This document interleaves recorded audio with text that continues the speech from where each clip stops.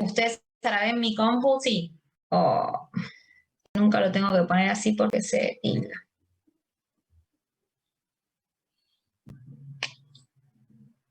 Bueno, primero, cuando empieza a surgir en la antigüedad el dinero, primero se hacía trueque entre los bienes, pero bueno, a veces era dificultoso porque no toda la gente podía trocar un bien por el otro o encontrar la idéntica unidad de medida de eso que quería, de eso que quería intercambiar o cambiar. Entonces, esto empieza a surgir con más precisión con el tema de la agricultura, ¿no?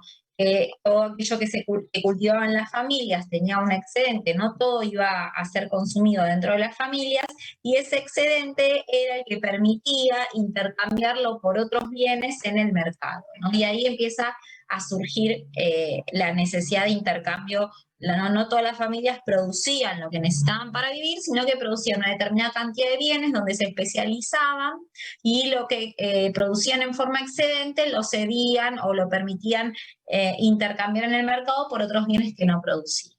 Pero esto, sin embargo, tenía varias dificultades, como recién les nombraba. Una es que hay que llevar toda la mercadería que uno había producido en forma excedente al mercado para intercambiarla por otra. Otra, por ejemplo, si ustedes producían un bien agropecuario, un animal, por ejemplo, tenían que vender el animal entero, no podían dividirlo, entonces esto tenía problemas de división. Si ustedes querían comprar determinados, con un animal, querían comprar varios bienes, no podían intercambiarlos fácilmente. También ustedes tienen que entender y tener en cuenta que el dinero mercancía muchas veces tiene dificultades en que se extingue en el tiempo, perece, tiene un determinado tiempo de durabilidad. Después, a veces es difícil generar unidades de medidas que permitan que haya equivalencia entre los bienes que se quieren intercambiar, y también existe la dificultad en muchos casos que haya coincidencia entre los productores de un bien y los que le demandan otro. Entonces, esas fueron las bases que se sentaron para dar origen al dinero mercancía en particular, y después dan origen a determinados acuerdos sociales que empiezan a ver por qué otros medios, que no son los excedentes de producción, sino algún otro medio que permite tener esta posibilidad de intercambio. Ahí se empiezan a evaluar distintas opciones, como por ejemplo, en una primera instancia, los animales, el arroz, el hierro, el bronce, metales preciosos, ¿no? O algún otro bien que tuviera mayor perdurabilidad para poder intercambiar. Y de estas dificultades que cada uno de estos bienes que fueron evaluando tenían, entendían que tenían que tener 5 características básicas para ser dinero mercancía. Entonces, las 5 características básicas que hasta el día de hoy tiene que tener el dinero, o pues son propiedades que tiene que tener el dinero, son que tiene que ser durable, divisible, transportable, homogéneo y escaso. El bien que se va a utilizar para intercambiar los bienes tiene que tener esta característica: que sea durable en el tiempo, que no se extinga, que no cambie de valor, tiene que ser divisible, o sea que se puede dividir en partes muy pequeñas, transportable, que todas las partes de ese bien tienen que tener similares características, todos tienen que tener el mismo valor, que sea homogéneo, que sea similar en todas las partes y que sea escaso. El tema de que sea escaso ese bien también le va a dar un valor importante. Entonces, ¿cuál fue el origen del dinero? Por un lado, se piensa que es una creación humana, deliberada, una forma de decisión de por qué había que generar este dinero o este bien que permitía intercambiar más rápidamente objetos y bienes y servicios. Y por otro lado, es que una parte surge del individuo y otra es que surge de esta intelecta o este ente abstracto que es el mercado, ¿no? Eso es lo que se está discutiendo. Entonces, las primeras monedas, lo primero que se elige como dinero es la utilización de los metales preciosos. ¿Por qué? Porque los metales preciosos tenían esta característica de ser divisibles, homogéneos, duraderos en el tiempo. Y las primeras monedas que se acuñan como metales preciosos se acuñaron en Turquía en el siglo VII antes de Cristo, o sea, 700 años antes de Cristo, y los primeros billetes en papel en el siglo IX. O sea que pasaron, miren cuántos siglos, casi 10 siglos pasaron desde que se inició las monedas, las primeras monedas acuñadas de metales preciosos, a utilizar el papel moneda o el billete moneda, que es lo que nosotros conocemos en la actualidad.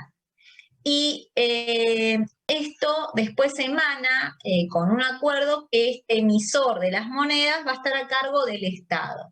¿Por qué va a ser importante que esté a cargo del Estado? Porque el Estado va a asegurar que haya intercambio entre los bienes, también que haya un control de la emisión de esas monedas, que tengan un respaldo, también va a poder cobrar impuestos sobre esas monedas o esos dineros, y de esta forma, con todas estas características, empieza a tener origen o nacimiento las monedas que nosotros conocemos en la actualidad.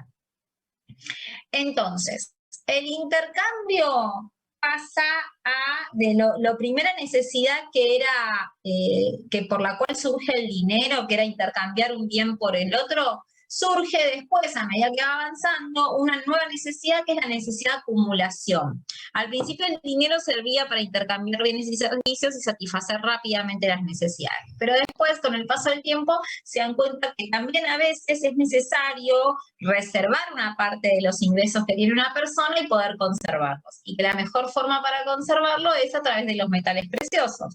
¿Por qué? Porque estos metales preciosos van a tener esta característica de perdurabilidad en el tiempo. Entonces, lo primero que se elige son el oro y la plata. Y ahí los primeros que empiezan a acuñar estas primeras monedas son los orfebres. Después pasamos al dinero signo, y ahí es donde empiezan a intervenir los mercados o los bancos más modernos, como nosotros los empezamos a conocer en la actualidad. Entonces ahí se conforman los estados nacionales, y ahí se empieza a evaluar la emisión de billetes por parte de los estados-nación dentro de un territorio económico. Bien. ¿Cuáles son los bancos centrales que empiezan a surgir? En Suecia surgió un banco central, uno de los que mayor antecedente se tiene, en 1656, luego lo sigue el Reino Unido en 1694, Estados Unidos en 1913, el Banco Central Europeo surge en 1998, el Banco Central Europeo antes era el Banco Central alemán, el Deutsche Bank, y después como el Deutsche Bank tenía tan buena reputación, sobre todo en materia de control de la emisión monetaria y en el tema de tener una baja inflación, entonces ahí el Deutsche Bank se transforma, el banco alemán se transforma en el Banco Central Europeo.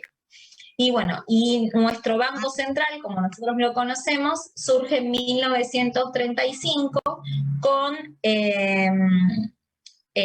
un economista argentino, su creador muy importante, que es Raúl Prebisch, ¿no? Que es el autor argentino que habla sobre la teoría secular del ingreso y la teoría estructuralista de la economía, ¿no? Y una teoría de crecimiento específicamente para la teoría de países como Argentina y subdesarrollados. Bueno, es uno de los principales economistas argentinos a lo largo de la historia, y él fue el creador, el que motivó la idea de generar un banco central por parte de Argentina en 1935. Bueno, ¿cómo se ajusta el mercado monetario? Principalmente va a estar relacionado con la existencia de mayor cantidad de ventas de bienes y servicios de un país al resto, o sea, cuando hay un superávit externo de la balanza de pagos, o sea, esto es cuando hay mayor nivel de ingresos dentro del país que lo que se egresa a los países extranjeros. también cuando hay ingreso de metales preciosos o de oro. También va a haber más dinero cuando el Banco Central emita dinero, haya un aumento de la emisión monetaria. También cuando hay problemas de inflación o crecimiento del nivel de precios, eso va a traer aparejado que sea necesario mayor cantidad de dinero para poder hacer fácilmente las transacciones. Cuando hay una reducción de las exportaciones y un aumento de las importaciones es necesario. Y bueno, después en forma negativa, ¿cuáles son las variables que van a afectar a la cantidad de dinero de la economía, pero en forma restrictiva, no positiva como las que estábamos viendo recién? Cuando hay un déficit en el sector externo, o sea que van saliendo muchos capitales de un país o mucho nivel de oro, eso hace que nuestro nivel de reservas sea más bajo y el respaldo de nuestra moneda es menor, entonces eso va a tener una incidencia sobre la cantidad de dinero de la economía. También cuando se deteriora el dinero por el paso del tiempo, se extinguen los billetes. Cuando hay una baja, cuando hay deflación o cuando hay una baja de los precios. Y, por ejemplo, si hubiera equilibrio económico, esto debería ir acompañando la emisión monetaria. Bueno, en Estados Unidos el Banco Central es la Fed, que es la Federación de Estados Americanos, donde está compuesto por 13 bancos centrales que representan a varios estados, y ahí es un colegio que reúne a la mayoría de los estados, y ahí conforman una política económica y monetaria para Estados Unidos en particular.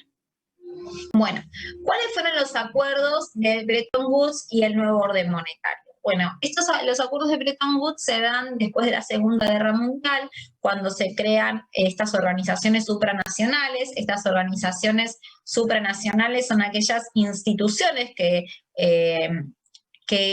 los países pensaban y creían que eran necesarias para eliminar los riesgos de una guerra mundial y para tratar de coordinar las políticas de los países para que no sea necesario llegar a una guerra.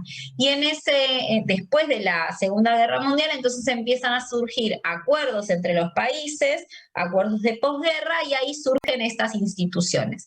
Ahí surge el Fondo Monetario Internacional, el Banco Mundial y la Organización Mundial del Comercio, que es como nosotros la conocemos ahora, pero antes se llamaba el GATT. Después también hay un viraje en términos económicos de la teoría económica del patrón oro. El patrón oro es que las monedas estaban respaldadas o tenían un valor equivalente en oro. De ahí después surge que este cambio en el patrón o convertibilidad del patrón oro va a trasladarse a un patrón de cambio con relación al dólar. Ya no lo respalda más la moneda de los países el oro, sino que el que va a respaldar las políticas de los países va a ser el dólar. Y también una especie de convertibilidad hasta que finalmente se rompe en 1971 la convertibilidad del dólar con el oro, y ya el dólar no necesita un respaldo en la cantidad física de oro que tenía para resguardar el dinero de la economía, y ahí el dólar toma como un valor más preponderante y es una moneda fiduciaria en la cual la gente cree, tiene fe y no es necesario que haya convertibilidad. Entonces, una síntesis de todo lo que vimos hasta acá, que primero el dinero era un dinero mercancía, estos bienes que nosotros intercambiábamos. Después eso se transforma en dinero signo, cuando el dinero estaba más relacionado a estar un vínculo con algún bien. Y después se transforma en dinero fiduciario, que está respaldado en la fe y la confianza que tienen los individuos en esa moneda, más allá de que esté respaldado con algún metal precioso o no. Lo que lo respalda es la economía del país emisor de la moneda. ¿Cuáles son las funciones del dinero? Del dinero fiduciario, que es un medio de cambio generalmente aceptado, que es una unidad en la cual se van a medir todos los bienes de la economía, o sea, permite medir todos los bienes de la economía en esa moneda. También permite resguardarnos de cierto valor económico, es un depósito de valor y es un patrón diferido de pago. Uno va a establecer cuánto le va a pagar a otra persona, donde terminó vienen cuotas, ¿no? Entonces permite traspasar los pagos en un periodo de tiempo. Bien. Profe, discúlpame, ahí volvió, me había quedado toda la pantalla gris. Sí, se tildó. Profe, Bueno, sí. no sé si soy la única, pero yo estoy siguiendo el Power desde Classroom y hay cosas que no aparecen. No sé si es a mí sola. Yo no veo. No, no parece, no. Sí, hay cosas que no se ven. A ver, espérenme un segundo, déjenme, porque este lo tomé de la compu. Espérenme un segundo. Voy a abrir el del Power, así lo hago con ustedes.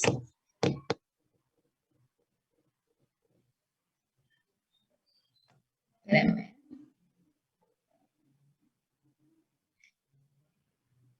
Sí, puede ser que se vea borroso porque lo puse en modo presentación y generalmente cuando lo pongo en modo presentación esto tiene ciertas dificultades, pero espérenme que vamos a ver el del Classroom. Ustedes igual lo tienen ahí en la página, ¿no? Ahora permítanme un segundo que voy a bajar el archivo que ustedes tienen ahí en la computadora. Profe, pero el que usted pasó está más completo en realidad. Bueno, ahora aparentemente. lo subo. Ahora lo subo. Ahora Claro, terminamos porque y lo hay subo. cosas que no se ven. O sea, es el Bueno, ahora lo subo, quédense tranquilos. Dice, en la última parte, para terminar este PowerPoint, que sería el 1. Ahora voy a verificar si está igual. La última parte es, ¿cuáles son las funciones de los bancos centrales modernos?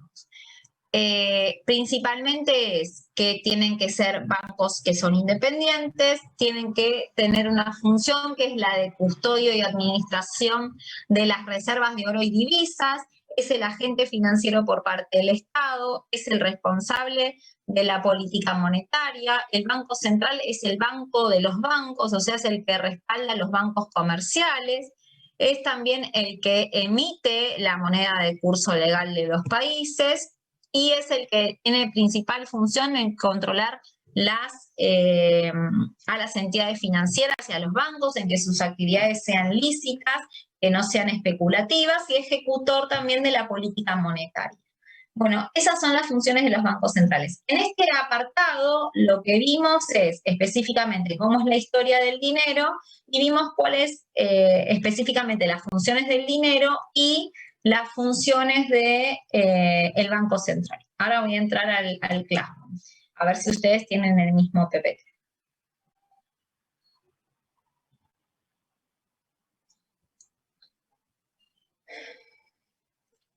Profe, entonces los orfebres, ¿qué eran? Los orfebres son la gente que trabajaba con metales preciosos acuñando estas primeras monedas. Los orfebres son los que trabajan con los metales preciosos, ¿viste? Los que hacen todo el trabajo de artesanías con oro, Claro. vieron que hacen, esos son los orfebres. Y como tenían estas habilidades de trabajar los metales preciosos, son los primeros que empezaron a ejecutar esta función de acuñar monedas. Después, Claro, porque obviamente, sea custodia, por eso preguntaba qué era. claro, después ellos acuñaban. Después esto se trasladó a instituciones que dependían del Estado y empezaron a surgir los primeros bancos. Y después de los primeros bancos, más adelante surgen los bancos centrales. Pero primero empiezan a surgir pequeñas instituciones bancarias con respaldo estatal. Bien.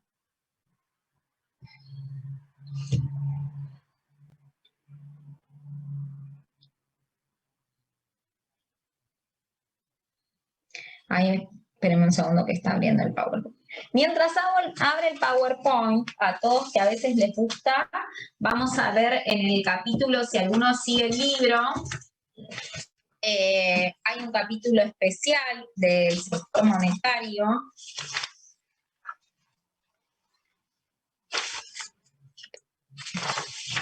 Y es el capítulo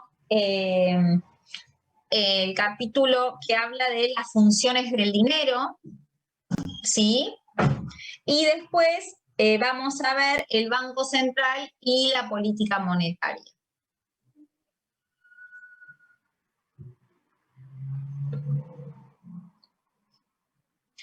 Ahora vimos la parte 1, ahora vamos a ver la parte 2. Ahora voy a abrir específicamente el PowerPoint que ustedes tienen ahí en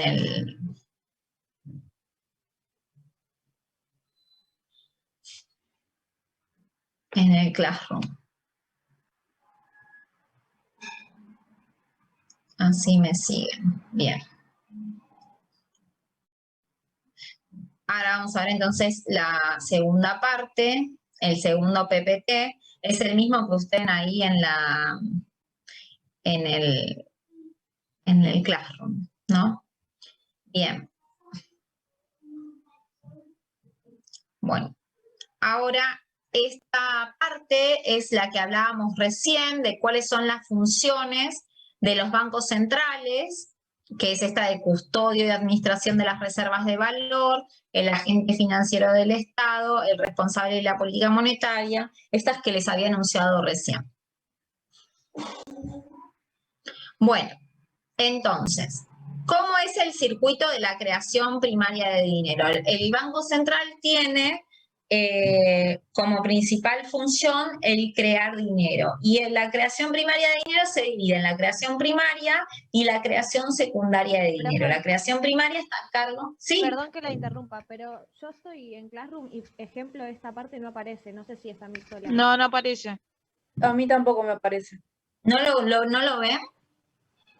No, Profe, solo el está la filmina, lo que no está es el cuadro. Claro, lo que está Está el título de la filmina, pero no el cuadro. Yo lo Y veo, en- profe, pero dividí en dos partes. Esta es la parte de 2. Yo lo veo perfecto. Parte 2, ¿vos lo ves? Sí, yo Claro, lo estoy sí. viendo perfecto. Es la parte Yo lo 2. Listo, está bien. Hay uno que tiene 16 páginas y hay otro que tiene 33. Sí, Hicimos profe. el de 16, ahora Yo lo vamos a tengo ver el de abierto. 30. Lo tengo Profe. abierto, pero la parte del Power, en la hoja no me aparece lo que está, el cuadro, digamos. Sí, Flor, hace una cosa, perdón, pero digo, Sí. que haga una cosa que yo lo veo, pero me pasa igual que ella, que cuando lo veo de una forma no aparece. Fíjate que arriba a la derecha tenés un botón que dice imprimir, te lo va a abrir en una nueva ventana y en esa nueva ventana vos vas a poder ver el cuadro que está mostrando la profe. Pero Dale, si lo gracias. pones solamente así, no se ve, no sé por qué, pero Ahora a mí me pruebo, pasó lo gracias. mismo y quería compartirlo. Porque me parece que es muy pesado, por eso no lo deben ver online. Puede Sí, ser. ahí está, ahí se ve. Se ve bien. Muchas gracias. ¿Quién habló recién? Yo, Leonardo. Bueno, ay, bloquear a la compu. Bueno, gracias.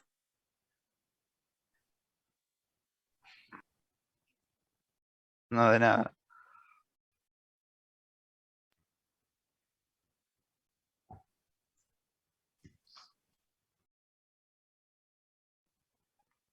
No se escucha, ¿no?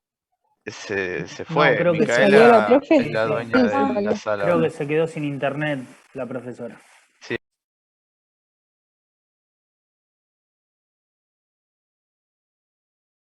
Bueno, buen fin de. Chao, terminó la Supongo clase. la gana, ¿no? ¿Alguna duda, chicos? No, listo, chao.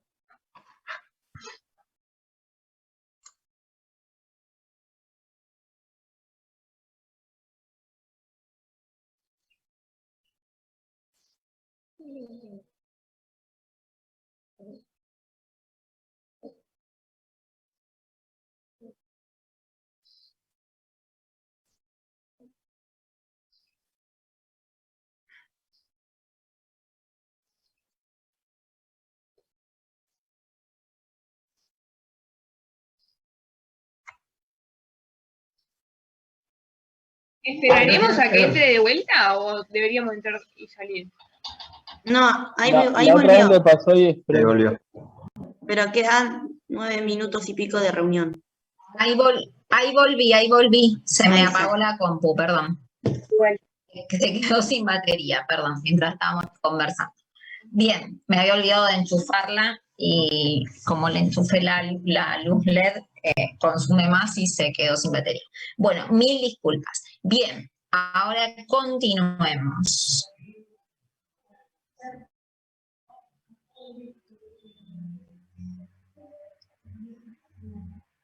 Bien. Entonces, habíamos quedado ahí. Teníamos el tema de que el Banco Central es el que tiene la decisión de crear dinero en la función que es la creación primaria de dinero. ¿Y cómo es el sistema en forma sencilla? Generalmente está muy vinculado con el sector externo. Es necesario que se generen reservas en el Banco Central. Estas reservas vienen cuando el país tiene mayor ingreso del resto del mundo de los egresos, ¿no?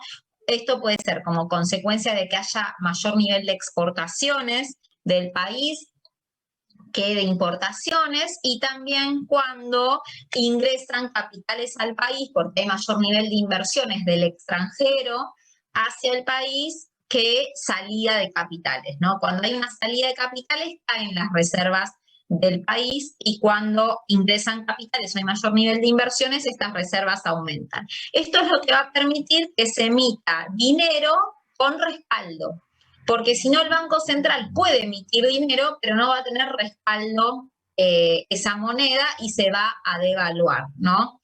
Que es una de las principales dificultades. Sí. Profe, perdón, me perdí. ¿Cómo es que queda dinero con respaldo? Siempre el dinero, vieron que habíamos visto que el dinero venía relacionado de los bienes, de la cantidad de bienes que tiene un país, y después a lo largo de la historia ese dinero estaba relacionado con la cantidad de oro y metales preciosos. Después va a estar relacionado va a poderse emitir dinero cuando tuviera un respaldo en metales preciosos. Después vimos que eso cambia y la cantidad de reservas que tiene un país está relacionado a la cantidad de divisas, ya sea de dólares o de otra moneda que lo respalda, pero principalmente los países van a poder emitir dinero que tenga valor cuando tengan reservas en el Banco Central, cuando el Banco Central tenga reservas. O sea que esa emisión de dinero está respaldada en un valor económico. ¿Estamos? Si no, el Banco Central puede emitir dinero, pero no va a tener valor esa moneda, va a devaluarse, porque no está respaldado en nada. ¿Estamos? Ese respaldo en la actualidad puede ser reservas de oro que tenga el país u otros metales preciosos, reserva de dólares, reserva de otras monedas o depósitos en otros bancos. ¿Estamos? Bien. Después, lo que hacen los bancos es derivarlo al gobierno a través de los bancos nacionales o a través de los bancos comerciales. Eso va a ser principalmente la principal actividad. Entonces, la creación primaria de dinero está muy relacionada con el sector externo, esto que yo les contaba. Ingresan divisas, dólares. Cuando hablamos de divisas, generalmente estamos hablando de moneda extranjera, dólares o euros o yuanes, y la contraprestación es que entran las liquidaciones de las exportaciones. Los exportadores tienen que liquidar esas ventas o esas exportaciones en el Banco Central, y el Banco Central emite dinero. Vamos como contraprestación directa. Bueno. Después, ¿cómo es su relación con el gobierno? Cuando el gobierno le pide al Banco Central que emita dinero, el Banco Central le va a dar dinero al gobierno, pero el gobierno le tiene que dar un título o un bono, títulos públicos o bonos públicos o letras también, las letras del Tesoro, como contraparte de esa emisión monetaria que hizo. ¿Estamos? El gobierno nacional va a crear títulos, bonos o letras y se las va a dar en poder, que es un derecho que tiene el Banco Central, Y el Banco Central lo que va a hacer como contraparte es emitir dinero y comprarle esos títulos públicos al gobierno. ¿Y cómo es su relación con los bancos comerciales? Con los bancos comerciales, los bancos lo que pueden hacer es pedirle redescuentos, adelantos o pases. ¿Qué son los redescuentos? Son préstamos que los bancos comerciales les piden al Banco Central, o adelantos de liquidaciones o algún pase de títulos públicos. Y el Banco Central va a quedarse con ese derecho, ese título del banco comercial, y va a emitir pesos que se los va a dar al banco comercial. Esa es la forma de creación primaria del dinero. Eso es cuando se crea, pero a su vez esta creación, cuando se emite dinero, también tiene una contraparte que es el sentido inverso. Cuando hay una extinción de dinero, cuando el dinero se va. ¿Cómo va a ser su relación con el sector externo? Cuando la gente le pide al gobierno que le dé moneda extranjera y a cambio le da pesos. ¿Para qué van a demandar al gobierno moneda extranjera? ¿Qué les parece? Para ahorrar. ¿Y para qué más? Para importar cosas. Exactamente, principalmente relacionado al sector externo va a ser para importar. Los importadores, cuando quieren comprar mercaderías para que se introduzcan dentro del país, ¿qué son las mercaderías que compran, que se venden en el país? Computadoras, qué sé yo, cualquier tipo de bien, ¿no? Que uno, teléfonos, por ejemplo, cualquier mercadería extranjera, va a necesitar el importador, va a necesitar pagarla con divisas, con dólares o con otra moneda extranjera, y le va a tener que pedir al Banco Central. Y el Banco Central, entonces, en ese sentido, le va a pedir al importador los pesos que respaldan esas compras y le va a tener que reportar divisas. Ahí se extingue dinero, porque el dinero que el importador le da al Banco Central, el Banco Central lo tiene que absorber. Y en contrapartida baja el nivel de reservas porque va a tener que entregárselas al importador. Lo mismo sucede con el gobierno. El gobierno, en algún momento, esos derechos que había emitido, vieron las letras, los bonos, los títulos, que emite el gobierno, tienen vencimientos. Vieron que dicen, bueno, un bono a 5 años, un bono a 30 años. Bueno, eso, cuando vencen esos bonos, el gobierno va a tener que darle esos pesos, pagarle al Banco Central esos títulos. Y el Banco Central le va a entregar como contrapartida los títulos originales. Eso también extingue el dinero o reduce la cantidad de dinero que hay en la economía. Y lo mismo pasa con los bancos comerciales. Cuando los bancos comerciales tienen habían solicitado un redescuento o habían solicitado hacer una operación de mercado abierto y se cumple el plazo, van a tener que devolverle al Banco Central ese préstamo o ese pase que le habían pedido en un principio. Bien. Concepto importante del sistema monetario. Nosotros tenemos la base monetaria por un lado y por el otro lado es la cantidad de dinero que tiene la economía, OM. La base es una cosa y la cantidad de dinero es otra.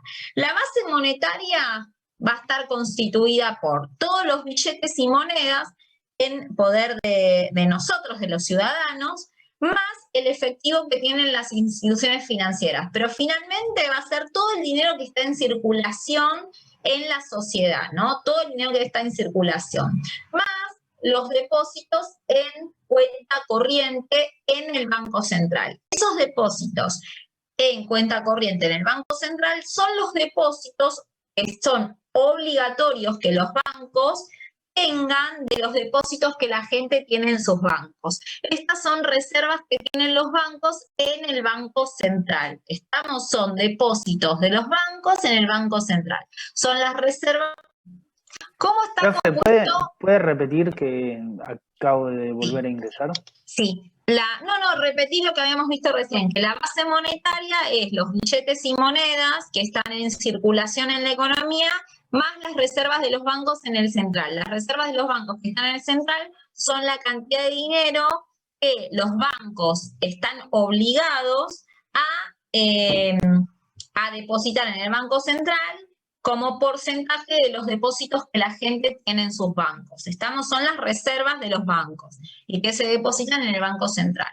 Es aquella parte del dinero de los depósitos de la población que el Banco Central le exige a los bancos que no ingresen en el mercado o que no los presten, que es la reserva de los bancos. Bien. Profe, ¿esos son las reservas internacionales? Porque justo No escuché porque... No, estas son las reservas de los bancos comerciales, del HSBC, del ICBC, del Santander, todo en el Banco Central. Ahí está hablando de la base monetaria, ¿o no?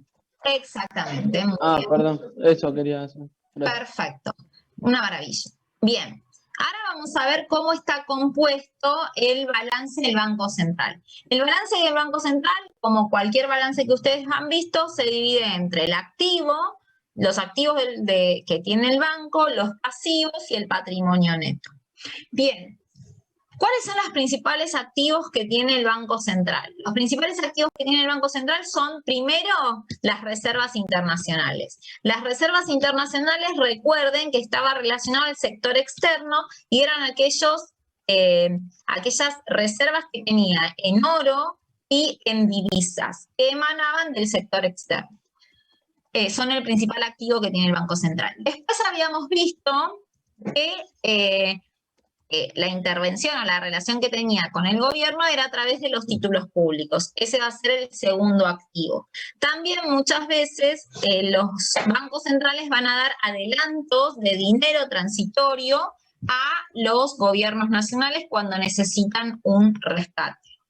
Después, el tercer punto, ¿se acuerdan que habíamos visto que era la relación con los bancos comerciales? Y ahí teníamos los adelantos de los bancos pedidos al Banco Central, o préstamos, o adelantos, redescuentos. Esos van a ser los créditos al sector financiero. Después también van a estar los derechos de pase, que son activos que tiene el Banco Central para hacer operaciones en el mercado abierto, en intercambio de títulos, y cualquier otro activo que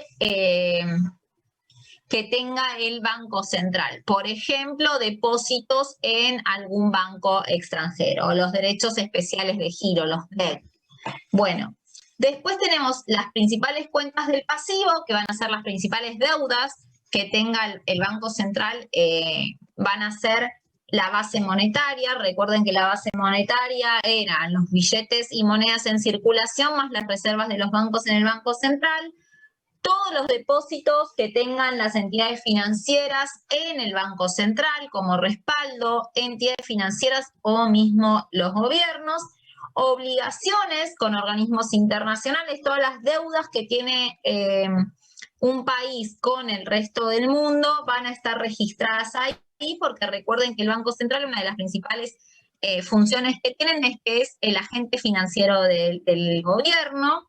Los títulos emitidos por el Banco Central, las LELIQ, por ejemplo, o cualquier otro título que emita, y pasivos que tenga, otros pasivos, otras deudas que tenga con alguna otra institución.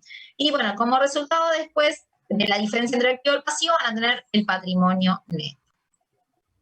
Bien, ahí en este punto volvemos a ver lo mismo.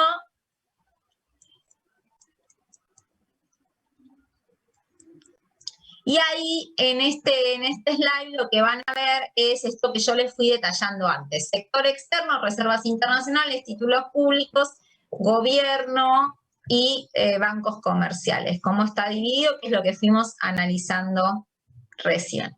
Bien. Acá me detengo específicamente en las flechas amarillas.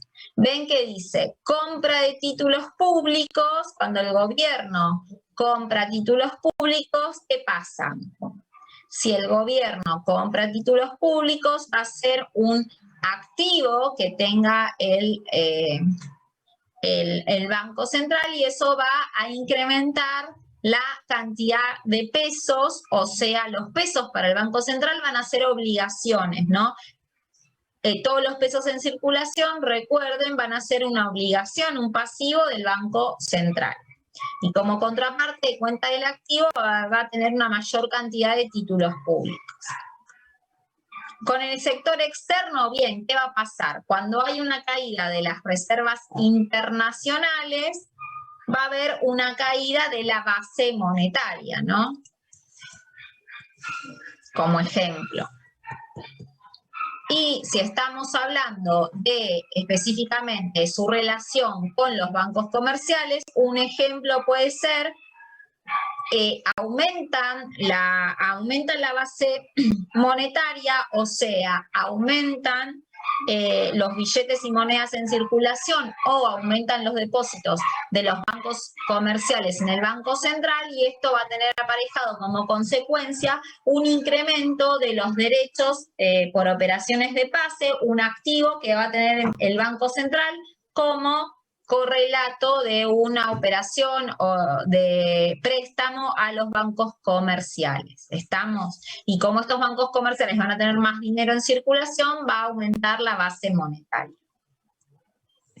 Bien, este es un ejemplo de cómo se produce la esterilización de la creación primaria de dinero a través de la emisión de letras del Banco Central y qué riesgos puede tener. Si uno, ¿cuándo se esteriliza la creación primaria de dinero?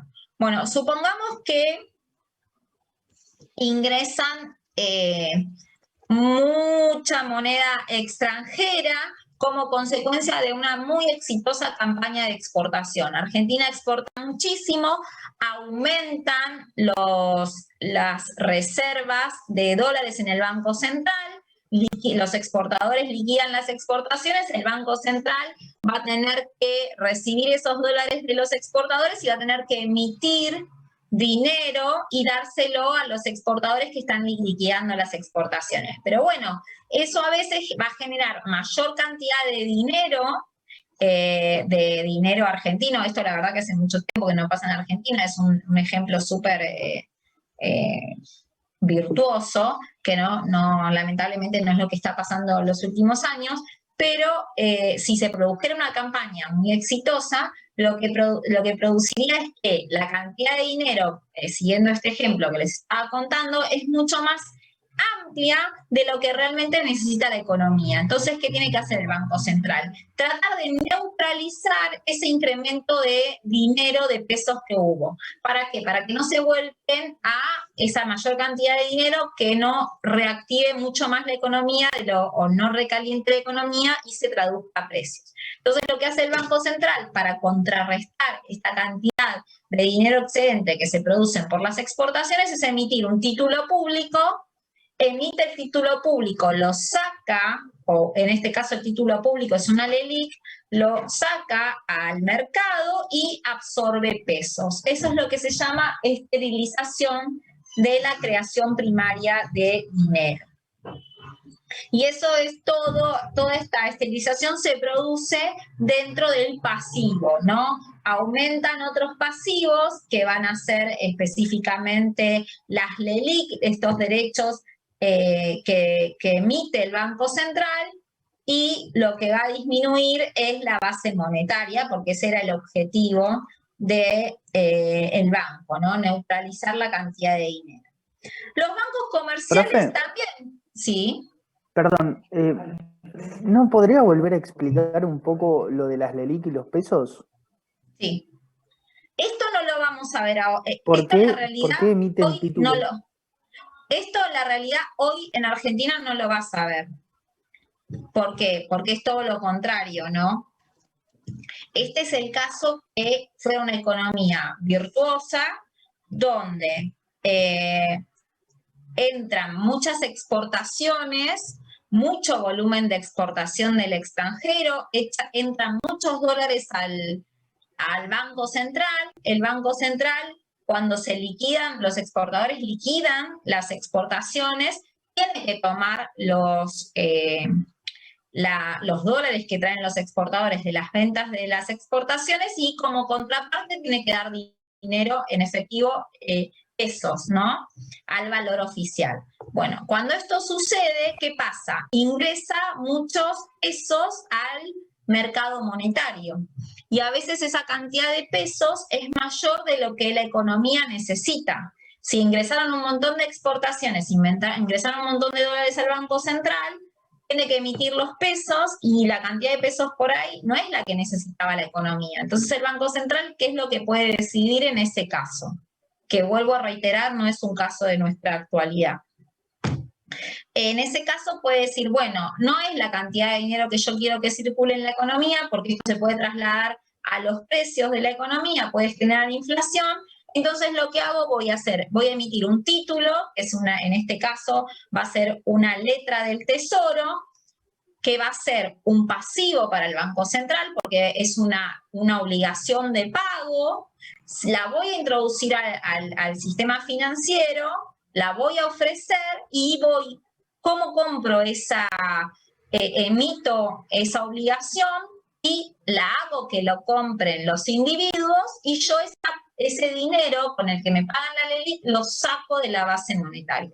Entonces eso me reduce la base monetaria, me reduce la circulación de dinero en la economía, y me aumenta un pasivo, que es esta obligación que tiene el Banco Central a determinada cantidad de tiempo devolverte esos pesos que sacó de la economía. ¿Sí? ¿Quedó claro? Sí, ahí quedó claro. Igualmente, le pregunto, ¿no?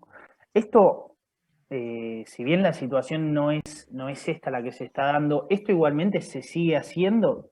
Yo creo que sí, por eso le pregunto.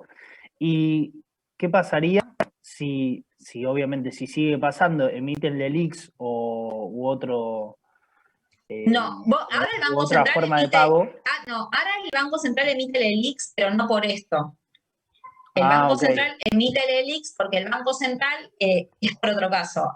¿Por qué emite hoy en la actualidad LELIQs el banco? Porque el gobierno, vieron que cuando vimos al principio, este es el caso virtuoso. Claro, pero acá pagaría mucho menos tasa de interés, que es lo que pagan hoy. ¿Es así o yo estoy mal?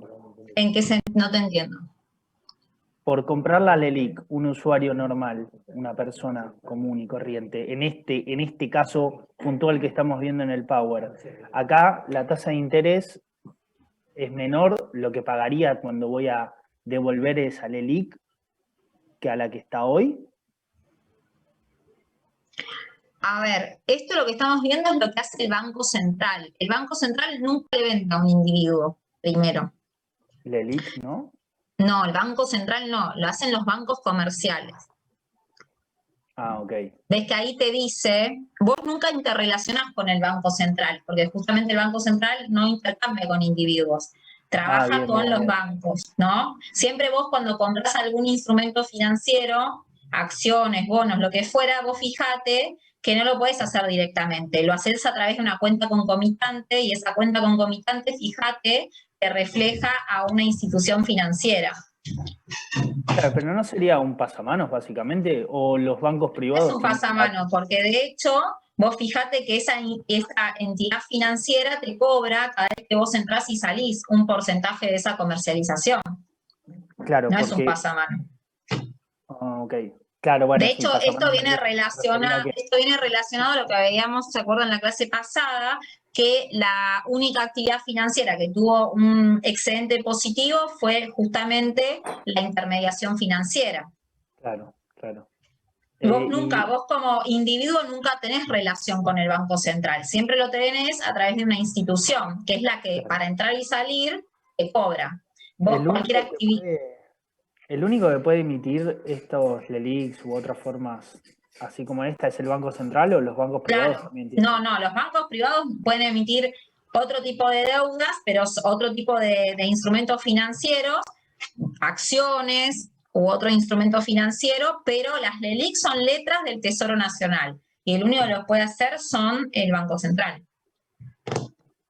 Perfecto. Gracias, profe. Lo que después las empresas pueden imprimir, por ejemplo, en otros países, las empresas a veces, en Estados Unidos hay muchas empresas que tienen un nivel de una economía tan importante que pueden omitir obligaciones de deuda y obligaciones de deuda negociables, pero no es el caso acá de Argentina, que es un mercado financiero bastante más chico. Bien, retomando esto que yo les quería decir. Yo te decía que este es un ejemplo virtuoso porque estas LELIQs, las que estaban en el ejemplo, se generan como consecuencia de una actividad económica de crecimiento, porque la economía exporta al resto del mundo, entonces lo que tiene que hacer es neutralizar esa cantidad de dinero extra que ingresa a la economía. En la actualidad, que vos me preguntabas lo de las LELIQs, el Banco Central emite letras, porque yo hace poco dije, ¿cuáles eran las 3 formas por las cuales el Banco Central iba a crear dinero? Una era por el sector externo, y la otra...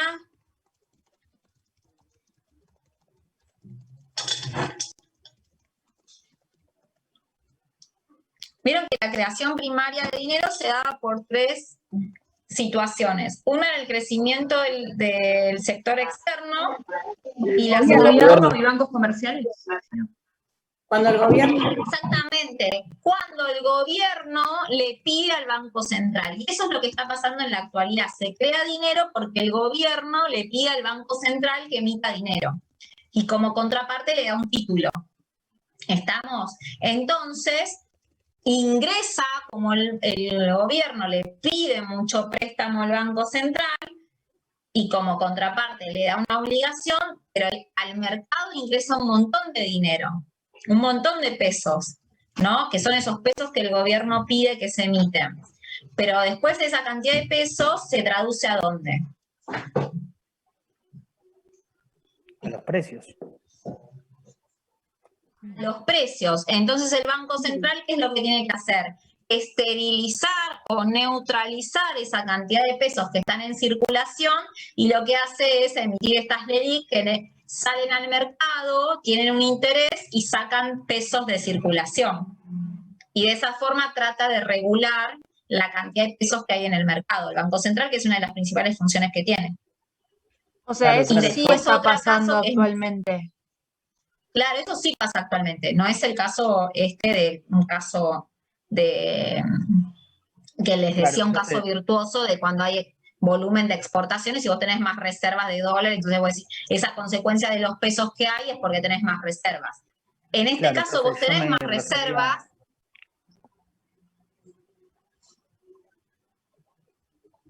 Sí, yo me refería a esto porque, no, por eso le preguntaba lo de, o sea, ¿qué beneficio había para el que compraba el ELIX Claro. en la situación que nosotros tenemos actualmente, no en esta, la del Power? Y porque tiene una tasa de interés más alta que Claro. cualquier otra. Exacto. Porque no es consecuencia de una actividad económica virtuosa, sino porque es una necesidad del Estado. Nadie va a confiar en que nadie va a querer un título que finalmente es un papel. Si vos tenés plata en tu poder, ¿cuál va a ser qué es lo que vas a hacer? Si vos tenés plata que tenés capacidad de ahorro, ¿qué es lo que hace la gente con esa plata? Obvio, compra dólares. De compra dólares. Si vos compras dólares, ¿qué pasa? Esa plata se va del mercado, se termina fugando, porque encima se compra dólares y se sale de la circulación, ¿no? Entonces el gobierno, y además el gobierno, cuando vos compras muchos dólares, te baja el nivel de reservas internacionales, la cantidad de de recursos que tiene el Estado, porque el Estado, los dólares que tiene son del sector externo. Si los tiene que poner a poder del público, que los demanda, se queda con menos poder, y eso hace que haya mayor presión sobre una devaluación de la moneda. Entonces, ¿qué es lo que tiene que hacer? Tiene que incentivar a la gente de alguna forma para que ese título que pone en circulación tenga un valor de rentabilidad mayor al dólar. Que sea un incentivo para la gente para comprar ese título. ¿Se entiende? Claro, Y eso es lo que te da mucho. Claro. Son los bonos. Voy, compro bonos, por ejemplo, que están a 10, pero me dicen que en 5 o 6 años van a valer 25, por ejemplo, ¿no? Claro. Compro y después tengo posibilidad también de verterlos antes a otro precio y si no esperar a que el gobierno me devuelva lo que había pedido. Claro. Bueno, esa, en este caso, son letras, que es otro tipo de instrumento, que es muy parecido al bono, pero es una letra del tesoro. Es igual, es una obligación de pago. Unas se llaman bonos, otras letras, pero es más o menos lo mismo. Claro, claro. Pero tienen que tener un tipo de interés una rentabilidad sumamente alta para que la gente tenga un incentivo a comprarlas, si se supone, porque vieron que estas letras son las que siempre el gobierno termina refinanciando. ¿Viste lo que vos decías recién? Hay un bono que lo tiene que pagar el banco, el Banco Central, o el gobierno tiene que pagar dentro de 5 o 10 años. Bueno, cuando llega esa fecha, ¿qué es lo que pasa con los bonos? Sí, te lo refina, te ofrecen claro. Entonces, realmente tiene que tener mucha rentabilidad para que la gente o las instituciones claro, para que me tiene que tentar dejarle la plata para que ellos sigan trabajando y yo quedarme con el papelito. Exactamente. Bien. ¿Estamos? Sí. Bueno, después está la creación secundaria de dinero. La creación secundaria de dinero es la que hacen los bancos comerciales. ¿Cómo crean los bancos comerciales el dinero? Vieron que ustedes cobran el sueldo, lo tienen en el banco y una parte van a utilizar en efectivo y otra parte dejan en los bancos generalmente. Uno no anda con todo el efectivo. Bueno, los bancos con esa plata que ustedes dejan, ¿qué hacen? Los prestan. Entonces, al prestarlos a otras personas, esas personas con ese préstamo, una parte lo van a tener en efectivo, otra parte lo van a depositar. Y así lo que se hace es multiplicar la cantidad de dinero que hay en circulación, ¿no? A través de, este es el ejemplo, cobra el sueldo Juan, 1.000 pesos, una parte se lo tienen, en este caso todo lo tienen billetes y monedas, después lo que va a hacer Juan es depositar en un banco 900, y ese banco lo que va a hacer va a prestar esos 900 pesos a otras personas. Los bancos deben inmovilizar primero, lo que yo les decía antes, una parte que es la reserva obligatoria que tienen los bancos y que lo van a depositar en el Banco Central y se acuerdan que van a formar lo que se llama la parte de las reservas obligatorias o la base monetaria, que son los depósitos de los bancos en el Banco Central. ¿Anclaje se llama eso? Sí, sí. Okay. Sí. Es un se puede llamar, ustedes lo van a ver como encaje bancario, encaje legal, como las reservas, como los depósitos en el Banco Central, toda la forma de llamar este respaldo o esta obligación que tienen los bancos a no prestar todos los depósitos que tienen. En Argentina ronda el 22% siempre el porcentaje de encaje. Depende de los países, no todos los países tienen el mismo porcentaje de encaje. Bueno, y así se hace el circuito, sí. Una pregunta con respecto a lo anterior. La consecuencia entonces de que haya muchos pesos, que para que el banco haga eso es que va a haber mucha inflación. Y generalmente la cantidad de dinero de la economía tiene que estar relacionado con el volumen de circulación de bienes y servicios que tenga la economía. Si vos tenés un nivel de oferta de bienes, una cantidad de bienes y servicios que vos vendés y tenés más dinero de lo que representa esa cantidad de bienes y servicios, ¿qué va a pasar? Si la gente tiene más plata, si todos nosotros el mes que viene tenemos 100.000 pesos más de lo que teníamos, ¿vos qué vas a hacer con esa plata? Todos nosotros, ¿qué es lo que vamos a salir a hacer? Vamos a comprar cosas. Si no aumenta la oferta de bienes, o sea, si en la carnicería tienen el mismo stock de carne, todos los negocios tienen la misma cantidad de bienes, los autos, si nos vamos a comprar todos un auto y las concesionarias no tienen más autos, ¿qué va a pasar? El precio de esos bienes sube. Generalmente lo que tiene que pasar en la economía es que por eso el Banco Central tiene que empezar a sacar dinero de circulación. porque la cantidad de dinero tiene que estar relacionada con la cantidad de bienes que tiene la economía. Si la economía crece, produce más bienes, es necesario más dinero. Pero si la economía no crece en bienes y servicios, el dinero excedente que vos tenés se traduce a precios. Entonces, por eso el Banco Central lo neutraliza, trata de neutralizarlo. Lo que pasa es que esa Es como la capacidad... relación que vimos de excedente de ¿Soy consumo. yo que no escucho o nadie escucha? Algunos escuchan. Sí, se escucha. Sí, se escucha. Algunos me contestan, no estoy hablando sola. Es como Bueno. lo que vimos de excedente de consumidor, excedente de cosas que se va ajustando. ¿no? Bueno, eso es en micro, Claro. y esto es la parte macro. Está bien la relación que haces. Eso es más individual, en cambio esto es más general, ¿no? De la economía en general. Bien, esto es cómo se va haciendo la creación secundaria de dinero. Entonces, esto tiene que por Juan cobró 1.000 pesos, pero sin embargo, por toda cómo el banco intervino, va generando dinero en la economía. ¿Estamos? A través de los préstamos. Bueno, esto es para... Y la oferta de dinero va a ser el total de los medios de pago, tanto la creación primaria que hace el Banco Central, como la creación secundaria que hacen los bancos comerciales, ¿sí? Bien. Último tema de esta parte del PPT y vamos al último. El concepto del multiplicador del dinero. ¿Se acuerdan cómo vimos en el mercado de bienes y servicios? Cuando se incrementaba el ingreso de la economía, eso iba a tener una repercusión en la actividad económica en el mayor nivel de PBI. Lo mismo pasa con el dinero. Cuando el Banco Central crea dinero, eso repercute más que proporcionalmente en la economía. ¿Estamos? ¿Por qué? Porque de acuerdo a la cantidad de veces que ese dinero va a repercutir, va a incrementarse más que proporcionalmente.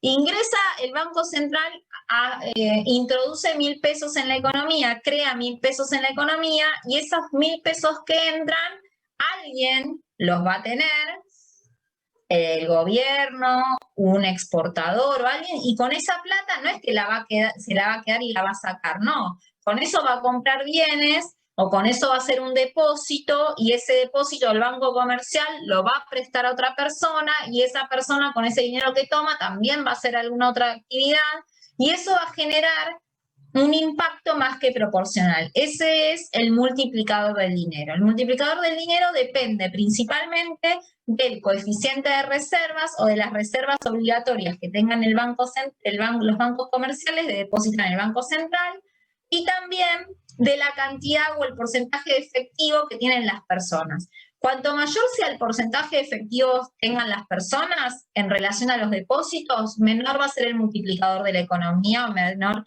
el multiplicador del dinero. En cambio, cuando el coeficiente de reservas es mayor, o sea, lo que le obliga al Banco Central, a los bancos comerciales, que depositen como reserva de valor, menor va a ser el multiplicador del dinero en la economía. ¿Se entendió? Cuanto menor cantidad de efectivo tienen las personas y cuanto menor es las reservas que exige el Banco Central a los bancos comerciales, mayor va a ser el multiplicador. Cuanto más efectivo tienen las personas y cuanto más es la obligación de los bancos centrales a los bancos comerciales, menor va a ser el multiplicador. ¿Sí?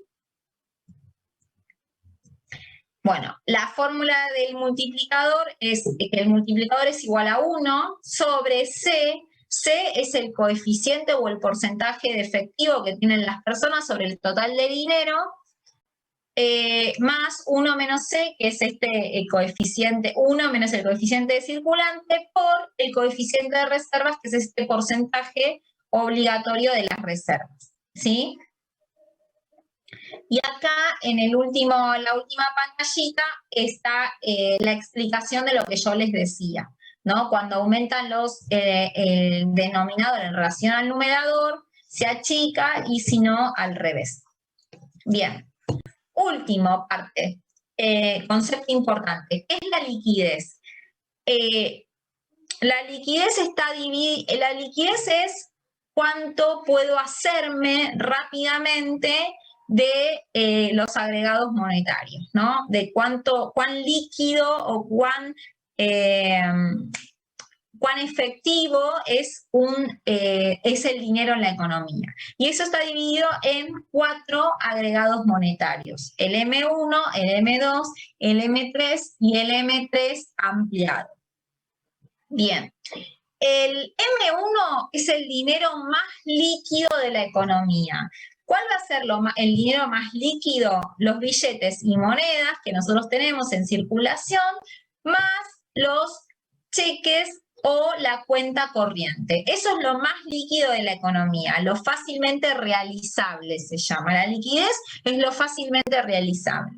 Después el M2 es menos líquido que el M1, que es M1, o sea, billetes y monedas, más los depósitos en cuenta corriente, más la caja de ahorro. Después tenemos el M3, que es el M2, más los depósitos a plazo fijo, y después tenemos el M3 ampliado, que en nuestro país es bastante importante, que son el M3 más los depósitos totales en dólares, ¿no? Más cheques cancelatorios en moneda extranjera o los CEDINES. Bueno, esto es el punto, el segundo slide, el segundo PPT, y ahora vamos a ver el último de la clase de hoy, que es un poco más corto que este. Y con esto ya terminamos lo que sería el sistema monetario y lo que es el dinero. Profe, ¿qué era CEDIN? Los CEDINES son las obligaciones de crédito, que son otro tipo de obligaciones que tienen los bancos comerciales y el gobierno nacional. Espérenme. Gracias. Profe, dame un segundo que pongo el PPT. ok. Porque se me fue el Classroom.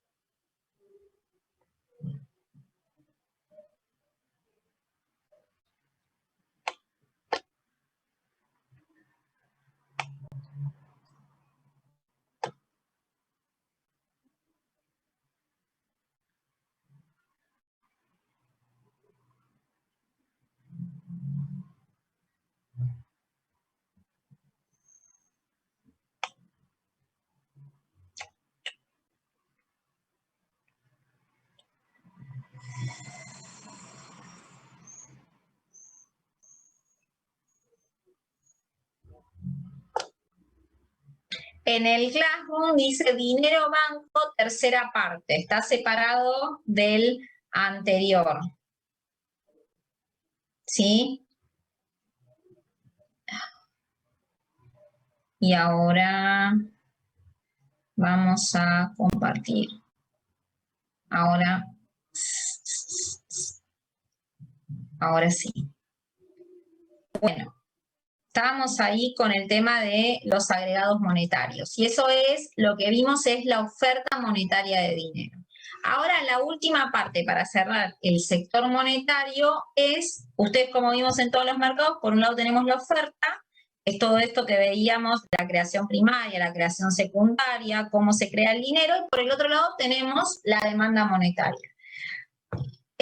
La demanda monetaria va a estar constituida por todo el dinero que nosotros demandamos al sistema. ¿Para qué vamos a demandar dinero? Uno, para las transacciones. Para comprar bienes y servicios, nosotros necesariamente vamos a necesitar dinero. Por eso lo vamos a demandar.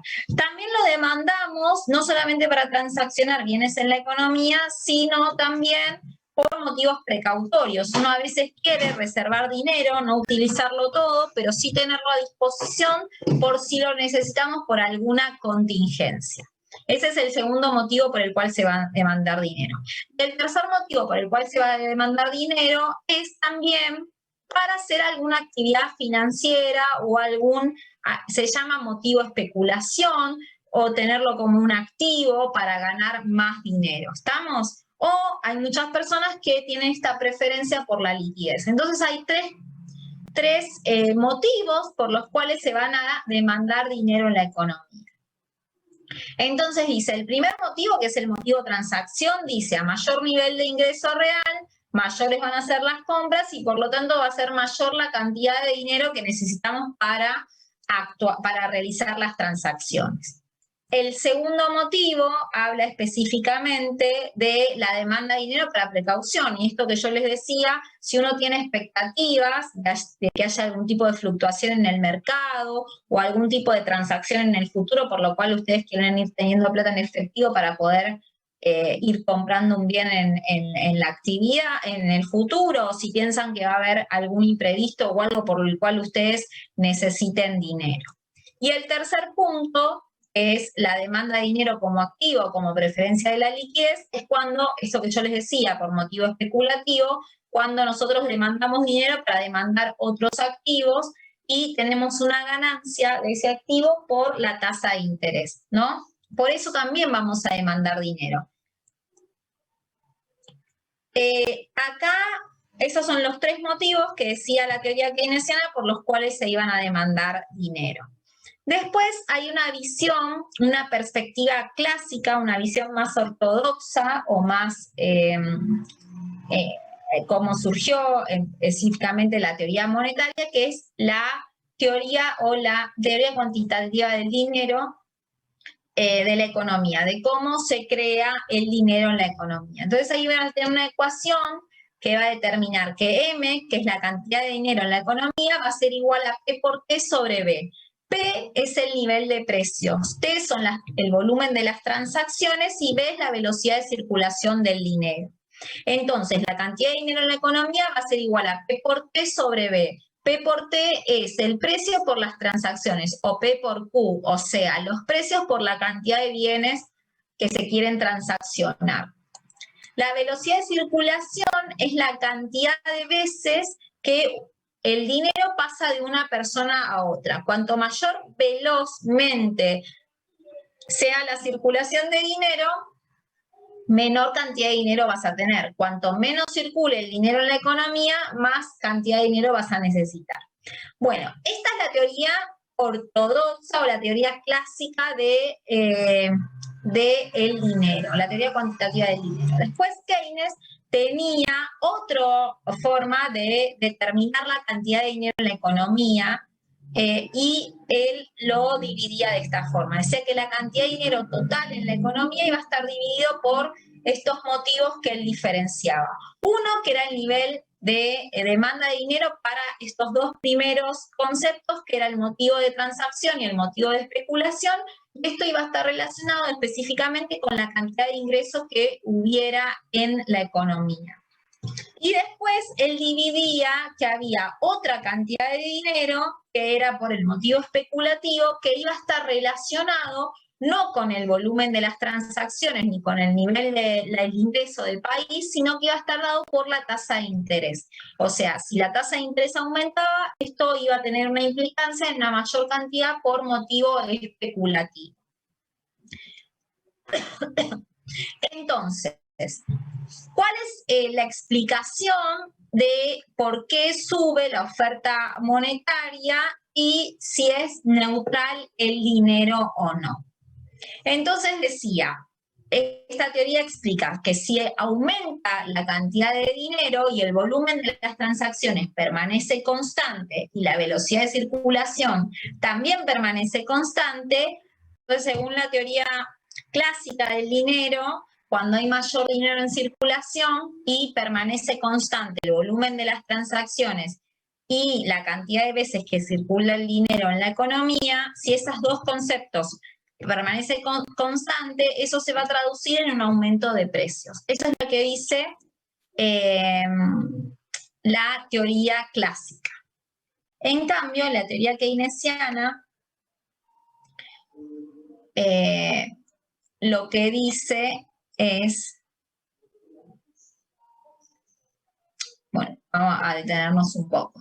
Sí, aumenta la cantidad de dinero, pero aumenta la cantidad de dinero. ¿Qué pasa para que no se traduzca en inflación? Y esto es lo que conversamos hace 2 o 3 minutos. Para eso es necesario que crezcan los bienes que hay en circulación. Si hay mayor cantidad de bienes, crece la cantidad de dinero, pero también crece la cantidad de bienes en la economía, eso hace que no se traduzca en un aumento de precios.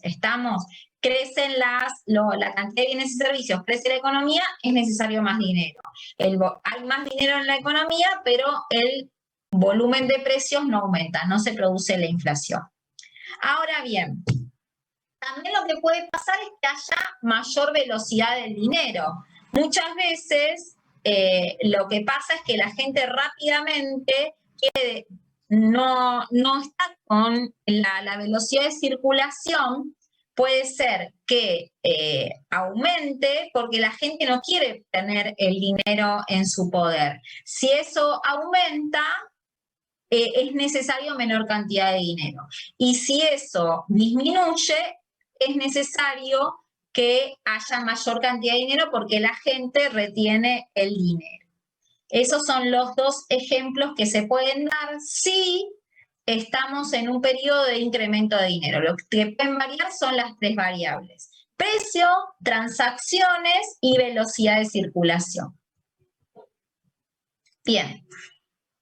¿Qué pasa en las economías cuando tenemos pleno empleo? Ustedes vieron con Juan Pablo el martes, ¿qué era el pleno empleo?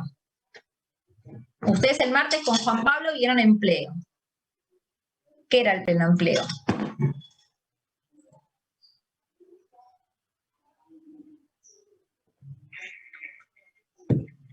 ¿Me escuchan? ¿O no? ¿Hola? Sí, se escucha, profe. Se escucha, profe. Ya está. Ustedes vieron con Juan Pablo el martes empleo. ¿Qué era el pleno empleo?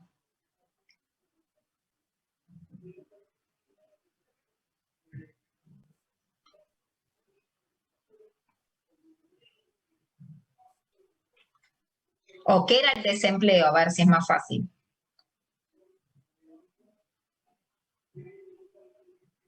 ¿Vieron Profe, empleo? pleno empleo no es cuando todos los ciudadanos que están como en una edad activa para trabajar están trabajando. O sea, Claro, tienen trabajo. es todas aquellas personas que quieren trabajar. ¿Y los que no tienen pero lo están buscando? No. Si hay gente que está buscando y no encuentra, no es pleno empleo.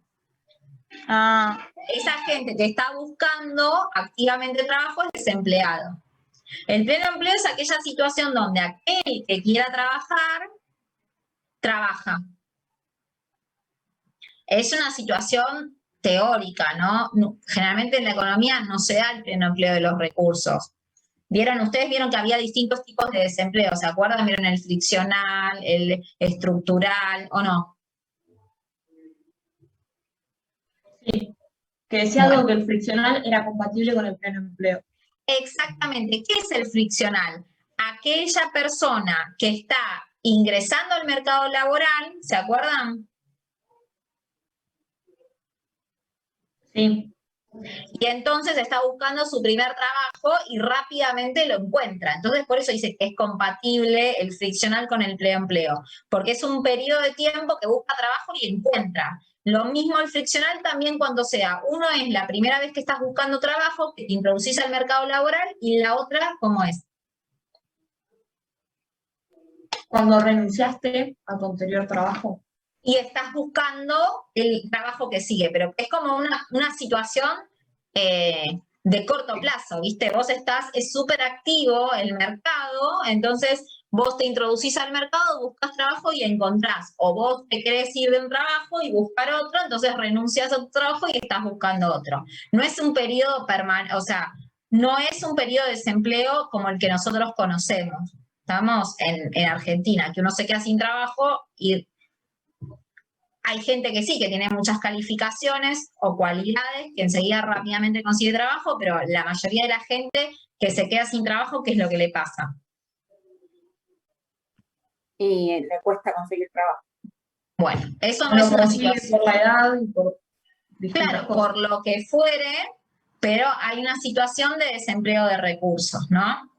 Bueno, entonces, ahí hay una diferencia en la teoría monetaria, porque los clásicos pensaban que la economía se manejaba en una situación de pleno empleo y que los precios eran flexibles tanto al alza como a la baja. En cambio, Keynes dice que la economía en general, la teoría keynesiana, se maneja con un nivel de desempleo y con que los precios no son flexibles a la baja. ¿Qué quiere decir la teoría keynesiana? Que los precios son flexibles, o sea que suben. Para arriba todo sube, pero Keynes dice, la teoría keynesiana dice, realmente los precios suben rápidamente, pero no se ve lo mismo que los precios sean flexibles hacia abajo. No tienden a caer los precios rápidamente. Eso es lo que dice la teoría keynesiana. ¿Sí? Eso es muy importante en la forma, en la toma de decisiones, ¿no? Pensar, si uno piensa que la economía es un modo clásico, que es flexible, o es más rígida, como pensaba Keynes. Keynes decía que la economía tenía rigideces.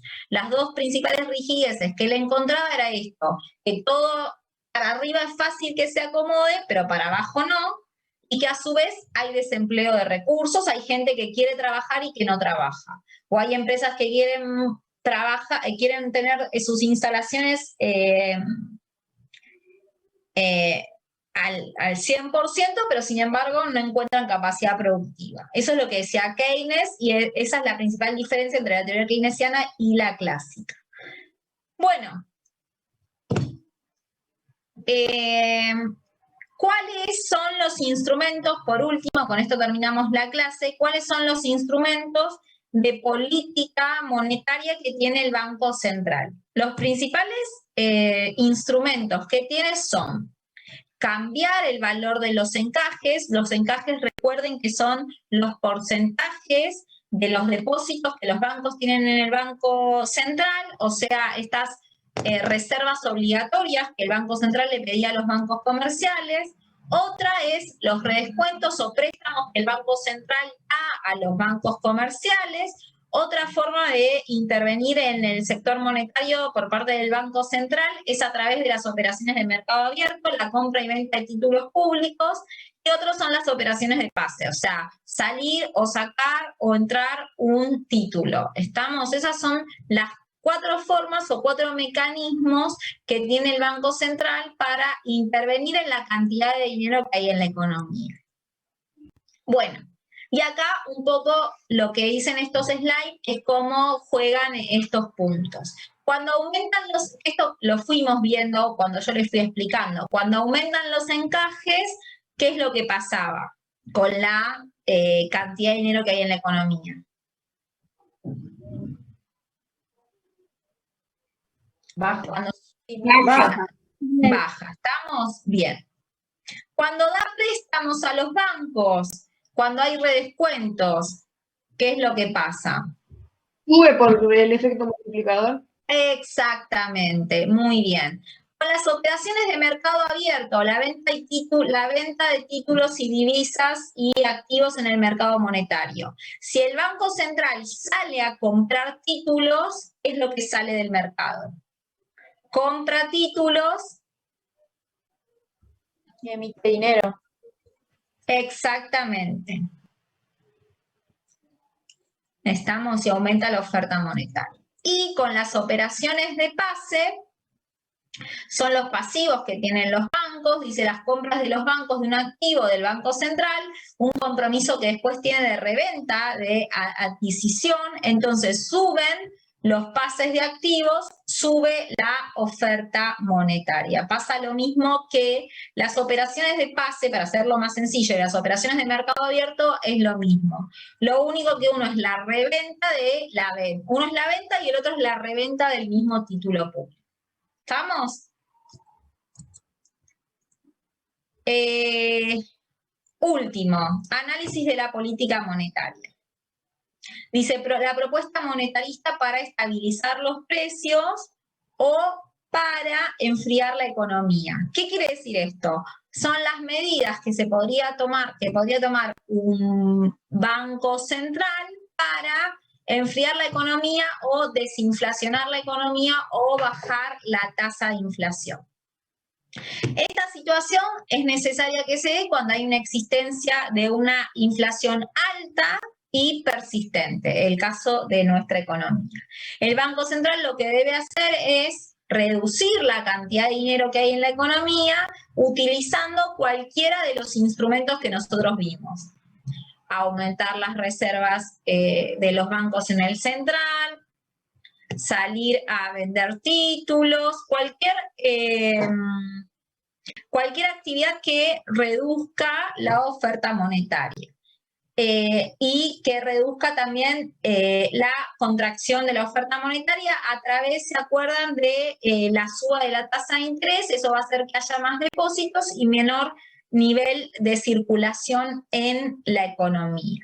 Pero ¿cuál es el efecto negativo de la suba de la tasa de interés? El efecto negativo de la suba de la tasa de interés, y ahora sí hay que relacionarlo con la clase anterior que veíamos cómo crecía la inversión, es que tiene un efecto negativo sobre el nivel de inversión. Si a vos te da, vos sos empresario, ¿y cómo calculamos la tasa de inversión? A través de la tasa de redescuentos o la tasa de el valor de esa inversión descontado, ¿no?, en el tiempo. O sea, vos, si querés invertir en desarrollar una nueva obra de infraestructura o un edificio o lo que fuere, vas a ver cuál es el valor neto de mi inversión en comparación con la tasa de interés. Cuanto mayor sea la tasa de interés, menor va a ser el valor de esa inversión. Entonces, menor va a ser el ingreso. Entonces, cuando la tasa de interés sube, mayor es el costo de la inversión y menor va a ser la rentabilidad. Bien. Otra de las soluciones es aumentar el stock de bienes en toda la cadena de producción por la disminución que tengan las ventas o la reducción del nivel de los precios. Eso es lo más complejo, porque generalmente para que haya reducción del nivel de los precios, ustedes recuerdan que yo les había dicho que Keynes decía que los precios a la baja generalmente no se daban. ¿Cuándo se dan los precios? ¿Cuándo se da una reducción del nivel de precios? ¿Cuándo bajan los precios en la economía? Cuando es necesario que exista mucha tasa de desempleo. Cuando hay mucha tasa de desempleo, cuando hay mucha gente desempleada y hay muchas fábricas o empresas que no venden, hay muchos años de tasa, lo que se llama tasa de sacrificio o tasa de nivel de desempleo de la economía. Eso hace que en el largo plazo vayan bajando los precios. Pero eso realmente es doloroso para la economía porque requiere que la gente se adecúe a un nivel de salario mucho más bajo del que tiene. O, por ejemplo, en el contexto de nuestro país, en la actualidad, ¿cuál es la forma de deflacionar los precios o de hacer caer los salarios? ¿Qué sucede en la actualidad? ¿Qué es lo que el gobierno pide que los gremios hagan? ¿Qué es lo que el gobierno pide que los gremios hagan ahora en la actualidad? Para bajar un poco la teoría a la realidad nuestra. ¿Me entienden lo que dije? No, yo no entendí, profe. Bueno, bien. Perdón. No, está bien, para eso les pregunto. Cuando hay inflación elevada, los gobiernos tienen que tomar alguna medida de que bajen los precios, ¿no? Y esas medidas son estas que yo les decía. es la de sacar de dinero de circulación. Si uno saca dinero de circulación de la economía, los precios, como hay menos dinero, los precios tienden a la baja. La primera forma de sacar dinero de circulación, ¿cómo es? A través de hacer más obligatorio, aumentar el nivel de reservas de los bancos. Entonces esto saca dinero de circulación de la economía, eso es una de las más sencillas. También jugar con la tasa de interés. Cuando la tasa de interés sube, esto saca dinero de la economía, por un lado. Te tienta más a depositar y hacer un plazo fijo o algo para que me dé Claro. más interés y más ganancia. Entonces, de ahí saca el dinero de la Ahí circulación. saca el dinero de circulación, pero lo que tiene malo esta medida, que es que hace que la inversión sea menos atractiva, la inversión genuina. Si vos pones la plata en el banco y te da una tasa de interés alta, ¿cuál va a ser el motivo para que vos te pongas a desarrollar una actividad productiva y tener una rentabilidad que sea menor que si vos la pones la plata en el banco? Claro, quizá lo que tendrían que hacer es hacer un beneficio a las empresas, por decirte, menos contribuciones a la seguridad social o menos impuestos a las ganancias, o ver para incentivar a la producción y no a que te dé la plata parada en un banco. Pero ¿qué es lo que pasa? ¿Por qué no se hace eso generalmente? Porque todas estas medidas que vos dijiste, ¿qué es lo que generan? Que el Estado... Para sostener el gasto público que hay. Claro, pero el Estado, si vos le bajás las cargas sociales, si vos le bajás los impuestos a la ganancia, si vos bajás todos los impuestos, ¿el Estado qué le pasa? No recauda plata. Tiene menos recursos. Entonces esta medida... Pero perdón, si yo agarro, por decir una jugada, 10.000, en vez de invertirlo en mi empresa y ellos me dan un beneficio, la pongo en un plazo fijo porque me da más interés, tampoco voy a pagar ganancias ni cargas sociales porque no voy a dar trabajo ni nada, es como un círculo. Sí, tal cual. Por eso no es bueno tener inflación, porque es difícil es una situación compleja para la economía de manejar, no es fácil. No es fácil. Cuando se produce inflación, ninguna medida que tomes va a ser una medida satisfactoria. O sea, la verdad que es una situación compleja, no es de fácil No, y solución. además, profe, dejar de seguir emitiendo, no solo sacar dinero de la economía, sino dejar de meterle. Por eso les digo, no es un proceso sencillo de solucionar, ni es algo que no tenga consecuencias después en la población. Entonces, lo ideal sería que los países no tengan inflación, no generen la inflación. Lo que pasa que los efectos de la inflación no se ven en el corto plazo. Cuando un país por ahí emite más dinero, la economía se siente como más fluida porque hay más plata, los precios suben un poco, pero como toda la gente está como ve que hay más dinero en circulación, no lo ve no, al principio la inflación no se ve como negativa. Ese es el problema de la inflación. El tema es después, cuando ya se instala, es difícil revertirla. Bueno, y otra forma de revertir la inflación es que haya mayor tasa de desempleo. Si hay mayor nivel de desempleo, la gente va a aceptar salarios más bajos y los productores también van a aceptar vender sus bienes a precio más bajo. Pero eso, dice Keynes, es muy doloroso y no es natural, decía Keynes. La economía no es flexible a la baja. ¿Se acuerdan que yo les dije? Keynes decía que era flexible al alza, pero no flexible a la baja. Por eso es tan costoso y es tan doloroso retrotraer. Y ahora voy al ejemplo de la realidad, que es la pregunta que yo les decía. ¿Qué es lo que pide el gobierno que los gremios hagan?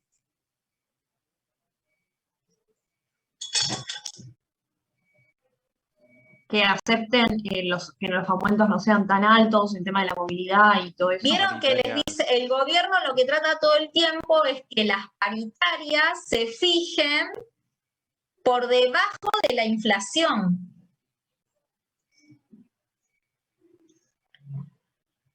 Y esa es una forma de ir bajando el nivel de los precios que son los salarios. Estamos, si uno fija los salarios por debajo de la inflación, uno lentamente va haciendo que los sueldos sean más bajos.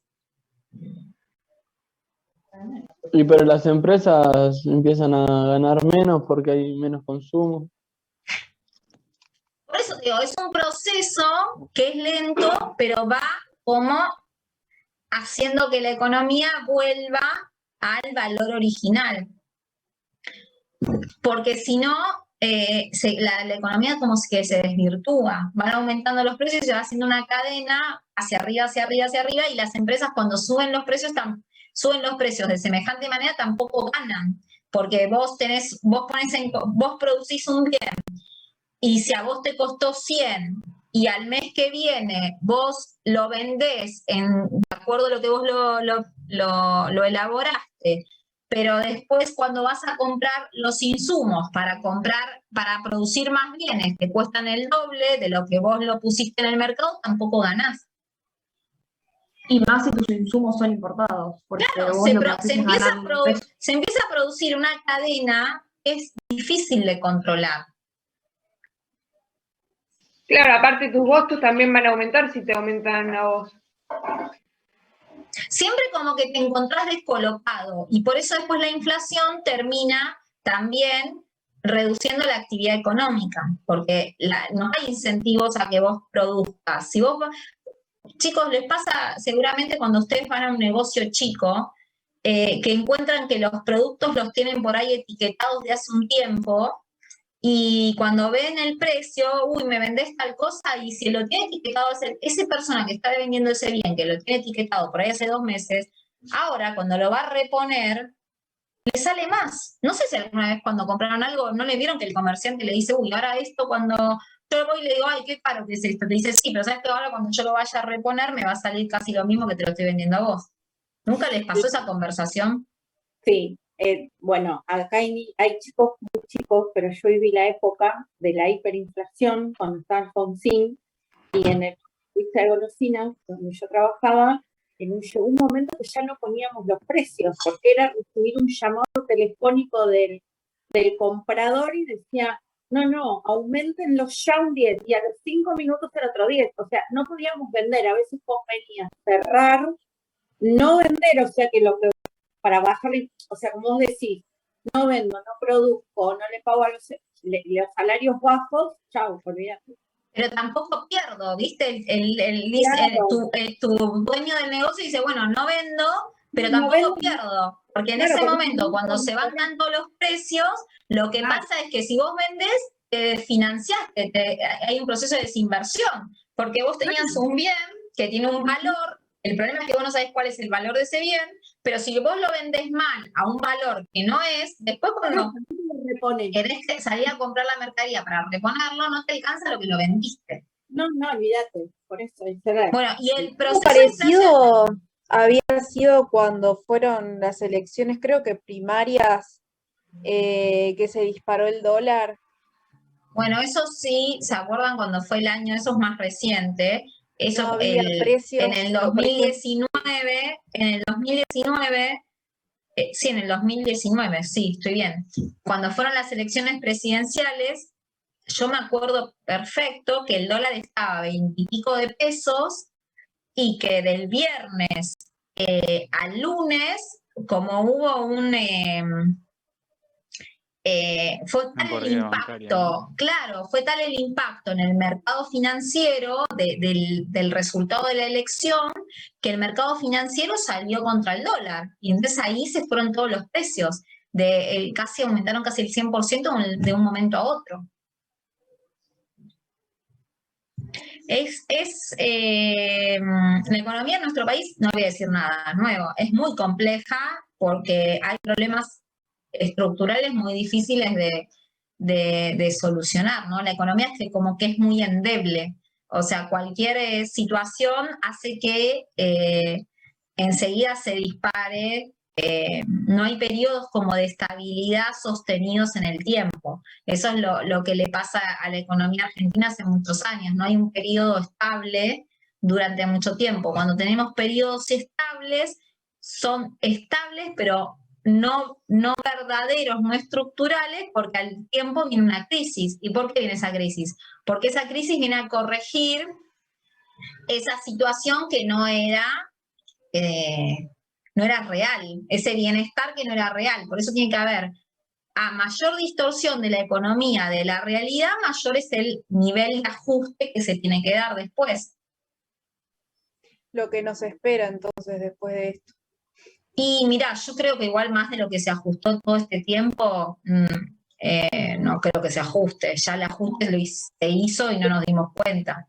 Sabrás, no sé si lo habrás visto, pero ¿te acordás del 3-1? De un día para el otro, veníamos con el dólar 1-1, con el peso en la época de Menem, Caballo, y de repente se fue a 3, un desastre, tenía un crédito hipotecario, casi pierdo todo, o sea, era una movida importante también. Eso fue mucho tiempo del 1-1, en el cual era una mentira de lo que estaban las cosas. Claro, claro. Ese es el ejemplo más fácil. La verdad que la economía argentina es súper rica en cantidad de ejemplos. Pues dimos ejemplos para de todos los tipos, de tipo cambio fijo, de tipo cambio variable, de control de precios, de control de cambios, control de, por ejemplo, en aquel momento, o sea, la verdad que hemos probado todas las teorías habidas y por haber, y bueno, no pareciera que no dan resultado en nuestra economía. Esos, si ustedes quieren hacer el ejercicio teórico, ¿no? Lo interesante. Lástima que, bueno, que el tema es que nosotros vivimos en el país y no nos beneficia que la economía tenga estas variantes. Lo ideal sería que la economía sea algo con menos ejemplos y más aburrida, pero bueno, no es lo que nos toca. Pero bueno, esto no quiero opinar más al respecto. Pero mírenlo, cualquier cosa, si tienen alguna duda en particular. Una chica creo que me había hecho una pregunta y yo me distraje.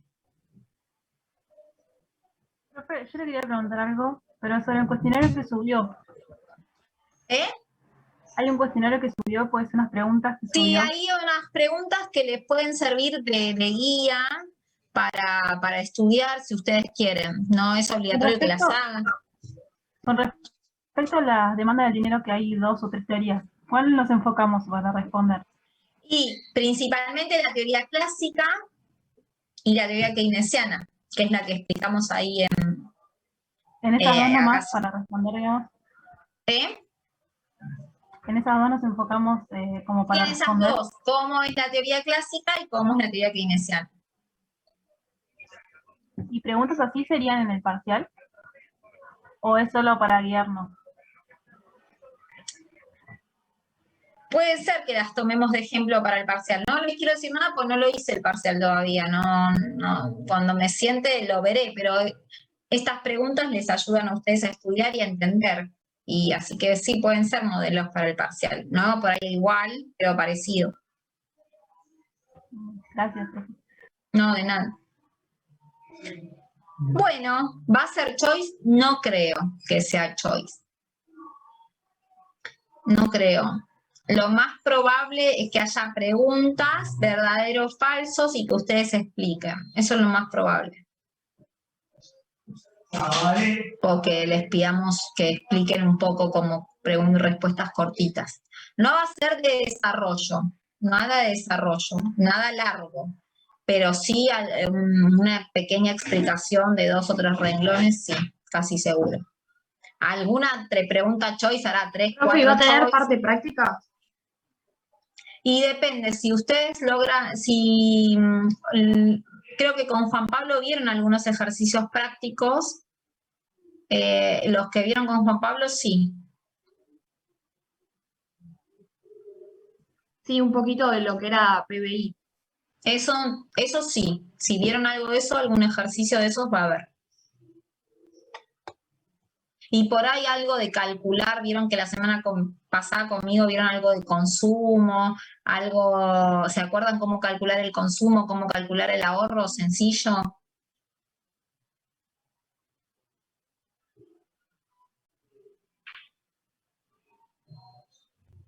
Bueno, perfecto. Bueno, chicos, ¿alguna otra consulta?